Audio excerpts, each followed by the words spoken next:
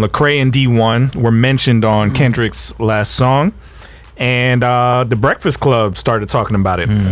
And I think we're uniquely qualified to talk about this because the young lady, Lauren LaRosa, said something that we've heard over and over again since we started doing music, since we started doing this. And it's a challenge that we are still trying to figure out how to break through. But listen to what she said. If you're just joining us, we played D1's track as I don't want to say a response to Kendrick Lamar, but as Charlamagne said earlier, it's kind of like passing the baton. We also just played Lecrae, so we're just getting your thoughts. Hey, what do you think, Lauren? You think, or you asked me if I think people want that? Yes. No, I don't think so. I mean, it's phenomenal music. I think people want balance. I do think people want balance. Who are people? Like, what people are you talking about? Humans. It depends. So you're talking about like everybody as the world. Yeah, I don't think so. I think you don't think people want balance? No, I think that there are a group of people who are okay with listening to what they listen to that is not conscious, that just makes them feel good, that they just party to, and then they move on. Yeah, and then there's a whole group of people who want to hear stuff like that. And that's what I mean when I say balance, because we're talking to all of those people, Lauren. We're not just talking to Yeah, but I'm asking you, I thought you meant that all people want the balance. Like they want conscious and they want the other stuff too. I don't believe that all people want both. I think all people? Probably not. I couldn't make a broad generalization. I think it's also where people are in their life. Like, some people want to hear party music. They want to hear different types of music. Like Lauren wants to turn up. She don't want to hear positivity. She don't want to hear black man put your gun down. She don't want to hear let's work together. She wants to hear. And I think what? And I think the problem. I party with you before, Lauren. I know. In a party, no, I don't want to think about the trials and tribulations of the world. I just want to have a good time. Okay. I think that's been the problem with radio for so long. The problem with radio for so long, especially hip hop and R&B radio, is that we only super serve one audience when it comes to it. Yes, at times, yeah. Yep. So I think that's what Kendrick is saying on the party. The party must die. The party is dead. The party must die. Party's dying, or whatever. The party must die. And I love Lecrae's responses, and I love D1's responses. But like you said, most radio stations don't play that side of it. Like you rarely will hear Lecrae. You rarely will hear D1. I mean, at times you rarely hear a Kendrick. But isn't that because you rarely hear a J. Cole? You know what I mean? Don't the stuff that y'all have the program to play, it goes by what's popular, right? So that's my thing, even Lauren. if you're a DJ that's into all of that, like the balance, but you that's don't have a choice. You're right, but here's the thing. If you look at the last 15 years of hip hop, right?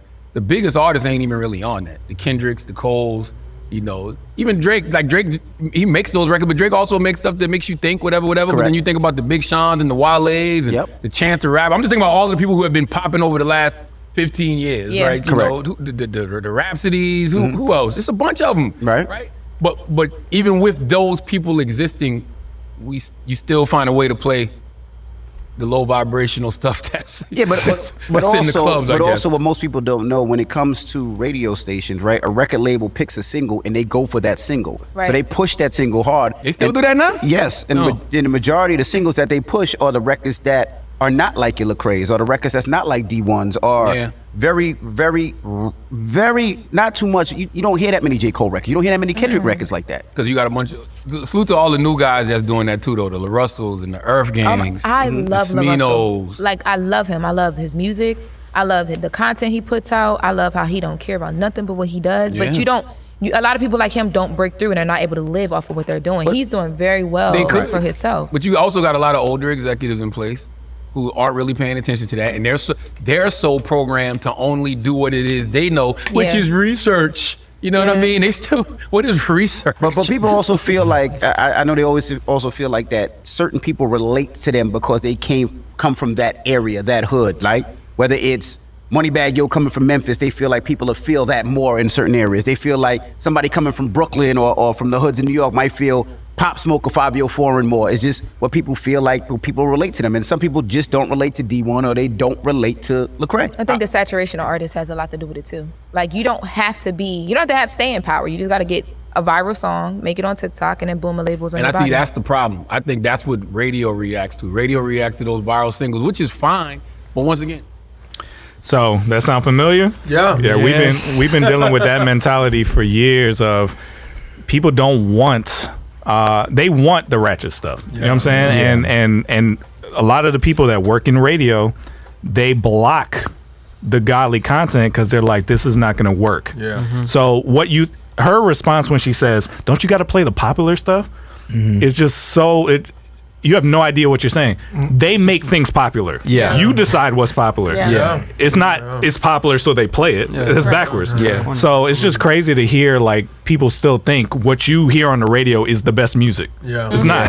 Yeah. It's what they chose to put out. Yeah, I think for us, going back to what we understand about this is that she's showing age, and so are they. Right, they're getting to the point where they're tired of this. They want to see the balance change, and that's why I said it was good to have Kendrick, shout them out, to have these conversations. Because I don't know if you all ever heard this full interview, but there was callers calling in saying, "Go listen to this Lecrae song, go listen to this D1 song." Right, just get the conversation going, and maybe they spark something where they say, "Okay, radio stations don't need to ignore the D1s and the Lecraes and the other, music that can be a balance to people."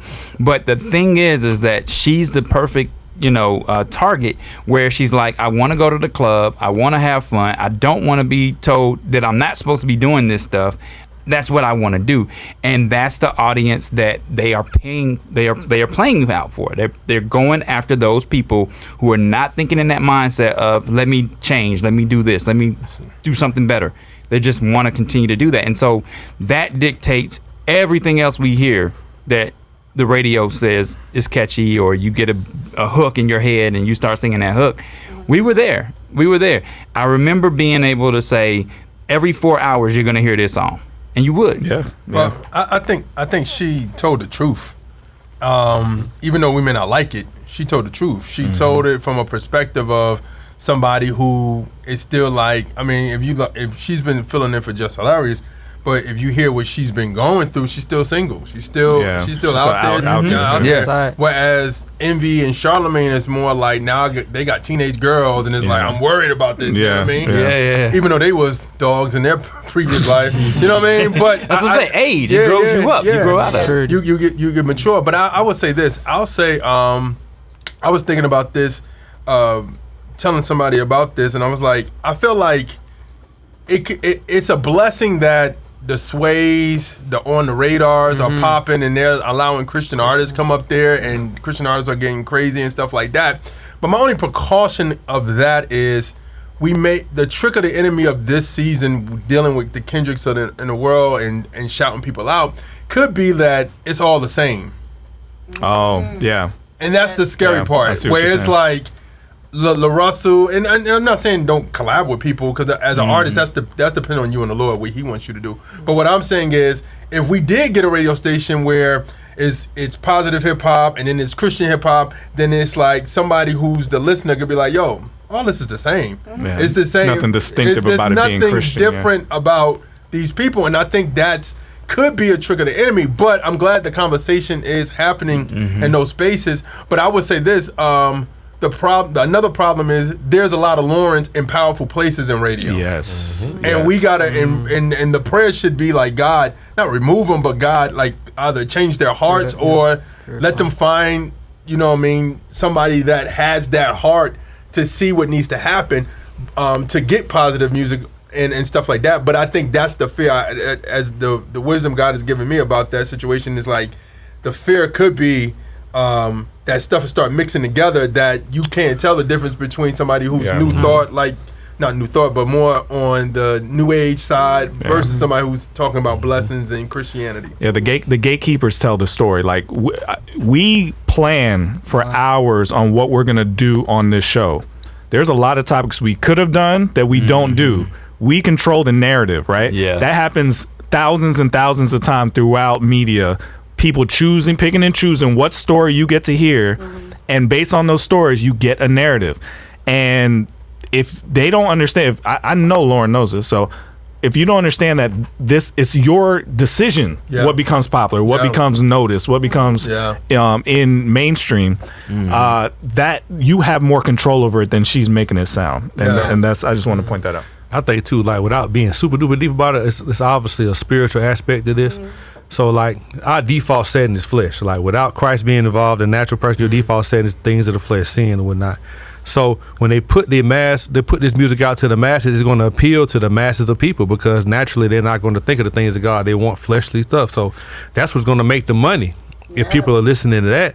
So what you're going to do as a record company, you're in it to make money. So you're going to push whatever popular so you can make the money. When you put something that goes against the flesh and all that kind of stuff that makes you think or challenges your spiritual stance and things of that nature, like she just said, I don't want to think about life and stuff like this when I'm part of this and that. But when you're not at the party, you still not listening to the Christian music or country music. What's crazy is the music is probably why she feels that way. Exactly. It taught you to feel that way. It's ignorant. Exactly. I mean, what I saw when I had when I heard it, it kind of wrote up a righteous anger in me. When I heard her say that, I was like, man, that's so corny to me right now. But that's the truth of what's really going on. Yeah. They really don't want to hear that. They want to be outside. They want to be outside doing hood rat things with their hood rat friends. You feel me? And it irritates me because I'm just like, look, this is my generation. Like, it's embarrassing. Like, it's real life embarrassing.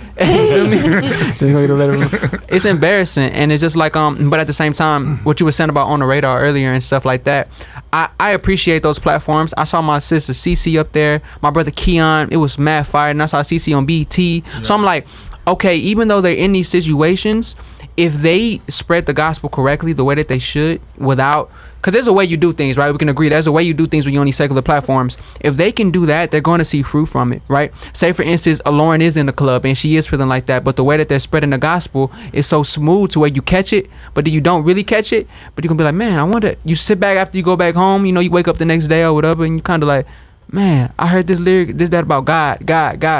Because the Bible says God can be using foolish things, right? Yeah. It's the small seeds, just the word, just hearing God's name in a song can open up so much. It's true. Yeah. I mean, it's 100% true. I think one of the things too is I think there's an assumption that these Christian artists aren't successful. Now, you might think success is, I don't know. Listen, the even in the industry, their version of success isn't success. You're in debt. You know what I mean? A lot of you guys are in debt. Yeah. And a lot of you guys continue to pile on debt to keep a lifestyle. Like 116, they make money. Yeah. You know what I mean? Yeah. Like these guys are taking care of their families.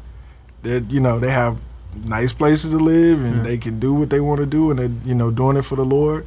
Obviously we've seen Miles Minnick having great success. You know what I mean? I'm sure you're gonna have a huge success. There are a lot of artists that have come through this studio who are very successful and connected. And I think that it's all these things that everybody said is totally correct, right? It's like the bottom line is flesh is involved in that. The enemy is crafty, and again, we know that he's using the music.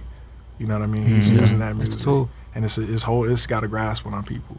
You know what I mean? Yeah, and what she said is not she's not the first person I've ever heard say that. You know what I mean? Because that was always the thing of like people want their flesh to be satisfied in those atmospheres. Even though, because it was making me mad though when she was saying that, because I was like, well, there's music out there that can make you dance that doesn't make you. Not all Christian music is like preachy music. Yeah. So, but then at the same time, it just hit me. It was like these are what people are, and it's that to me the scary part about the whole situation is not that somebody's young. It's somebody older in that state of mind. Yeah. That's the scary part because when you're in that state of mind when you're older, that means you just don't. I'm not saying you don't care about life. It's really, it's just a different mentality. That's like, man, you older. It's almost like a self-hatred. I hate to say it, but in the black community, it's almost like a self-hatred that we have for ourselves, where we just indulge in just stuff that just tears us down. And we find joy in that. I remember being ignorant and coming into my faith. I was like, when I couldn't get high and get drunk and fornicate, I was like, man, what y'all do for fun? You know what I'm saying? It's like the things that were tearing me down, I thought that was fun and enjoyment. And like, it's a self-sabotage that we have that we got to understand. It's a better life out here. I also want to say something about this idea of balance. That's not the answer either to Charlemagne and Envy. It's not balance that's needed. It's redemption. It's cleaning out the nonsense. You can't be okay hearing somebody tell you, take care of your body and keep it holy, and then another person tell you, do whatever you want with it, take advantage. Those don't coexist. It's not balance you need. You need truth. You need godliness. So I think you're making a compromise by even saying you wanted balance, because Charlemagne has been a part of the system for years. From when he was on Wendy Williams till now, he's been a part of what made hip hop what it is. So it's not balance that's needed. You need to clean it out. Like, this stuff is killing us. Like, there these mentalities that Lauren LaRosa has is what's been programmed inside of her. and it's the fault. We're letting it happen. We're not even doing anything about it. This music is teaching our kids to hurt themselves, like Plain was saying. Yeah. It's not okay just to mix in some good stuff. You got to get it out completely.